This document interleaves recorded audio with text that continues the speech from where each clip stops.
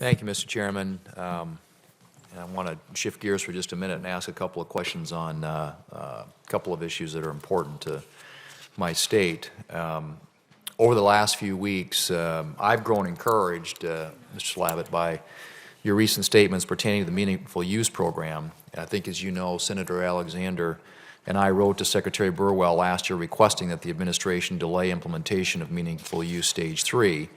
Instead, we encourage the program to phase in Stage 3 requirements at a rate that reflects how successfully the program is being implemented. As we look toward the future of physician reimbursement, now is the time to finally align the various requirements that we place on our physicians.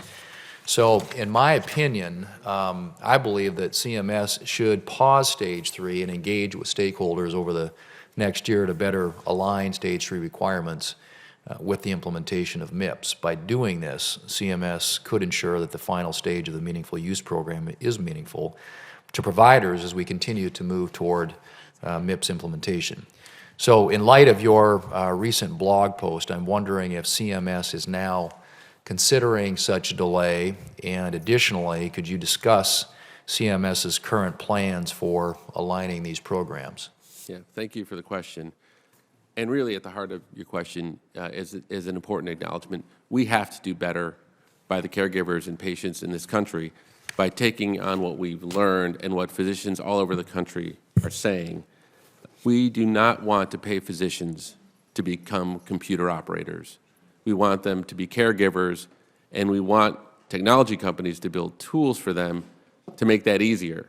So we have a regime, as you point out, that has been part of the statute, and we were given, I think, a terrific opportunity with the passage of the MACRA legislation to start to step back and take stock of really where we are and what we want out of technology. And that opportunity is really to move from a situation where we are rewarding people to use their computer to where we're rewarding people to get the best outcomes for their patients and for their populations using technology as an aid. And that will, of course, as you point out, put technology companies back in business of doing work for their customers again, instead of simply meeting government regulations. So we are going through the process now of working through the details. I think we have a very, very busy few months ahead of us to get that right. We are hearing from and inviting everybody, whether they're physicians, patients, or technologists, to come in and tell us, and then we'll put out a proposed rule, of course, in the next several months that people will have a chance to react to. And I think our commitment needs to be making it better and better and better, and making things simpler and simpler and simpler. That has to be our direction. Are you considering a delay?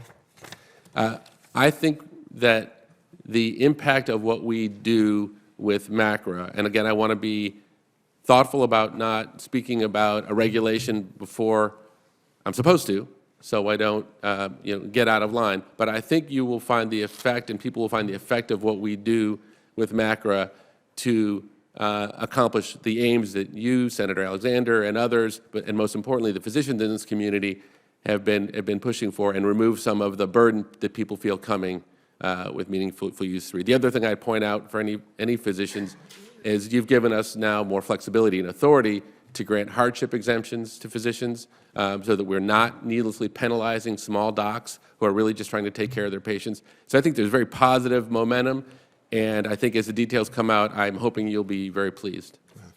As you know, some of the other members of this committee and I are closely watching the effects of the rollout of the competitive bidding program for durable medical equipment and the impact that it will have on beneficiary access.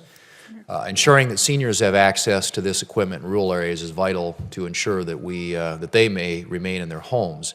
In 2014, CMS released its final rule relating to the national rollout and stated, and I want to quote, "CMS will monitor access and health outcomes using real-time claims data and analysis," end quote, without any further explanation.